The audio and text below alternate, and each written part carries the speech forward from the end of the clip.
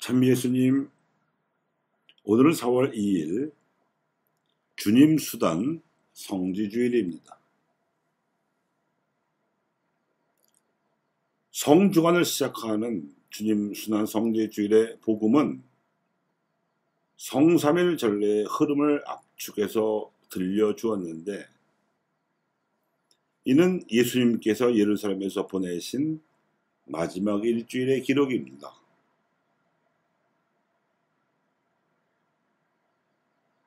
예수님께서 예루살렘에 입성하실 때까지만 해도 파스카 축제에 모인 군중은 죽은 라자로까지 살려내신 그분의 능력에 비추어 무언가 자신들이 바라던 정치적 역할을 하시지 않을까 하고 은근히 기대하면서 성대하게 환영을 해주었습니다.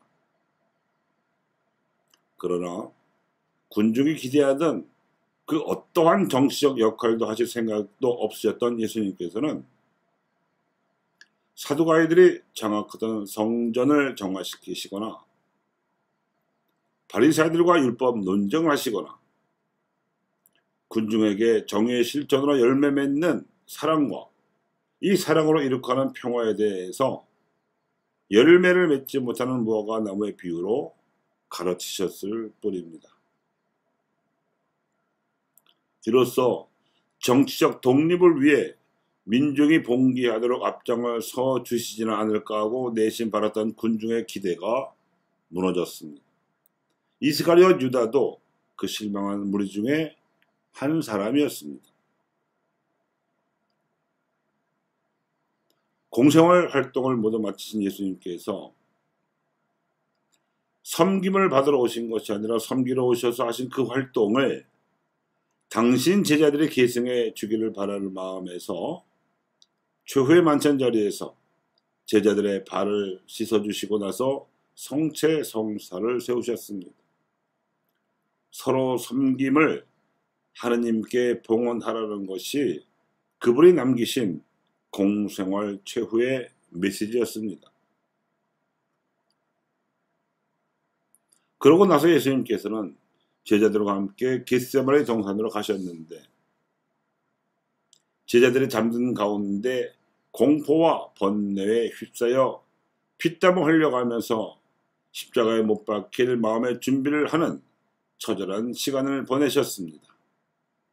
이곳으로 배신자 유다를 앞세워 칼과 몽둥이를 들고 온 무리들이 한밤중에 들이닥쳐서 예수님께서 체포당하셨습니다.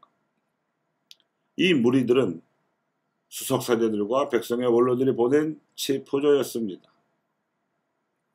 예수님 최후의 메시지에 대한 사두가이와 유다의 반응이었습니다. 예수님께서는 한밤중에 소집된 유다 최고의회에서 아무런 증거나 제대로 된 증인도 없이 졸속으로 조작된 재판을 받으셨습니다. 사형 판결을 정해놓고 시작된 재판이었고 율법 규정도 지키지 않은 채 진행된 협잡의 결과였습니다. 당시 정치범에 대한 사형 집행권이 없었던 유다 의회는 날이 밝자마자 로마 총독 빌라도의 관저로 그분을 끌고 가서는 총독의 권세를 빌려 그분의 사형을 집행하기 위한 두 번째 요식 재판을 벌였습니다. 총독 관저 앞마당에는 사두가이 파와의 비밀 협상으로 동원된 혁명당원들이 우연히 모여든 구경꾼으로 위장한 채 집합해 있었습니다. 그들 혁명당원들은 이미 폭력 행위로 사형 판결이 내려져 있던 자신들의 동료 바라빠를 구출하기 위해서 바라빠와 예수를 맞바꾸자는 비밀 협상을 관철시키기 위해 수석 세대들과 백성의 원로들과 짜고 나머지 군중을 선동하고 있었습니다. 금방 폭동이라도 벌일 것 같이 사나워진 군중의 위세에 겁이 덜컥 난 빌라도 총독은 예수를 십자가형에 처하라는 성난 외침을 핑계로 사형을 선고하고 말았습니다. 악인들의 서행이 이같이 복잡하고 소란스러웠던 것과는 아주 대조적으로 예수님께서는 이 모든 과정에서 묵묵히 침묵을 지키시며 순순히 감당하셨습니다. 모진 매도 맞으신 후에 무거운 십자가를 짊어지신 예수님께서는 골고타 언덕 정상에서 다른 두 제수와 함께 못 박혀 숨지셨고, 그 순간에 하늘과 땅에서 커다란 표징들이 일어났습니다.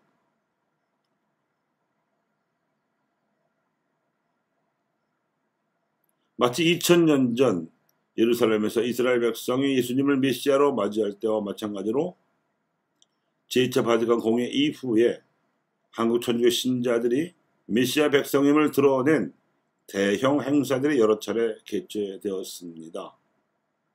우선 1981년에 여의도 광장에서 열린 조선교구 설정 150주년 기념신앙대회를 들 수 있습니다. 한국 천주교의 역사상 처음으로 전국에서 신자들이 모여 치른 대형 행사였습니다.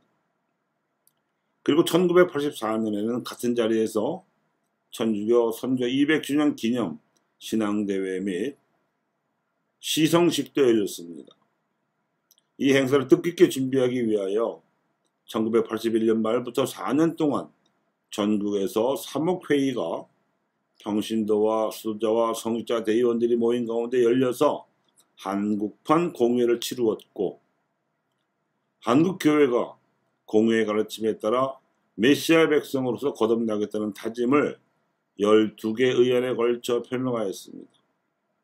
또한 1989년에는 제44차 서울 세계 성취대회가 열리기도 했습니다. 요한 바오로 2세께서는 시성식을 바티칸 대성전에서 거행해온 오랜 관례를 깨고 파격적으로 서울 여의도 광장을 방문하셔서 한국의 103의 순교 복자를 시성하셨습니다. 그리고 한국 순교자들의 모범을 따라 한국교회가 한민족을 복음화시키기를 기도하셨습니다. 이를 위해 요한 바오로 2세께서는 1989년에 재차 방한하셔서 제44차 서울 세계성취대회를 개최하셨습니다. 그리스도 우리의 평화를 주제로 전 세계에서 온 주교들과 언론인들을 한자리에 모아놓고 한반도의 평화를 부각시킨 것입니다. 조선 왕조와 유림들이 천주교를 박해한 이래 식민 통치와 분단 그리고 전쟁으로 빼앗긴 한반도의 평화를 회복하기 위해서 대한민국이 한반도의 평화를 빼앗아간 주변 강대국들보다 더 정의로워야 한다고 역설하면서 한민족이 한반도 평화 회복을 주도할 수 있도록 한국교회가 나서줄 것을 요청하셨습니다. 평화는 정의 열매라는 명제가 그러한 요청의 근거였습니다. 천주교 박해가 원인이 되어 빼앗긴 한반도 평화를 피해자인 한국교회가 나서서 회복하라는 복음적인 훈수이기도 했습니다. 그뿐만 아니라 1998년에는 대신년을 앞두고 열린 아시아 주교 시노드를 열고 민족 복음화와 아시아 복음화를 위해서 한국교회가 나서줄 것을 교환 권고 문헌 아시아 교회를 통해 강력하고도 간절하게 요청하셨습니다. 2014년에는 현 프란치스코 교황님께서 방문하셔서 124회 순교자 10억식이 광화문 광장에서 열렸습니다. 교황께서는 아시아 복음화와 한반도 평화에 관한 전임 교황 요한 바오로 2세의 메시지를 이어받아서 복음화를 위한 교회의 쇄신을 주문하셨습니다. 한민족에게는 요한 바오로 2세의 메시지와 같이 정의로운 행보로 평화를 회복하고자 나설 것을 촉구하였으나 한국교회 그리스도인들에게 보낸 여러 메시지들의 방점은 교회 쇄신에 찍혀 있었습니다. 즉 주교단에게는 기억의 지킴이와 희망의 지킴이로서 교회를 쇄신할 것을 주문하였고, 평신도들에게는 순교자들을 본받아 하느님 사랑과 이웃 사랑의 이중 계명의 순교 정신으로 투신함으로써 역시 교회를 쇄신하라고 요청하셨습니다. 이는 요한 바오로 2세도 참석했던 1984년 전국 사목회의에서 제2차 바티칸 공회를 한국판으로 옮겨와서 교회 쇄신과 민족 복음화 그리고 신앙 토착화를 다짐하고 12개 사목의안을 결의했던 바가 지난 40년 동안 전혀 실천되지 않았던 데 대한 쓴소리였습니다. 요컨대 두 교황님의 메시지는 대한민국이 한반도의 평화를 이룩하려 하면 보편교회의 여망에 따라서 아시아 복음을 위한 복원으로서 한국교회를 복음적으로 쇄신하라는 것이었고, 그리하면 한반도의 평화와 민족 복음화는 하나님께서 선물로 주시리라는 사목적인 훈수였습니다. 그 전제에는 기도에 관한 예수님의 가르침이 근거로 깔려 있습니다. 무엇을 마실까? 무엇을 입을까? 걱정하지 마라. 하늘의 너희 아버지께서는 이 모든 것이 너희에게 필요함을 아신다. 너희는 먼저 하나님의 나라와 그분의 의로움을 찾아라. 그러면 이 모든 것도 곁들여 받게 될 것이다. 여기서 하나님께서 바라시는 바른 인류의 복음화, 특히 말씀의 본고장인 아시아의 복음화이고, 곁들여 받게 될 선물은 한반도의 평화와 한 민족의 복음화입니다.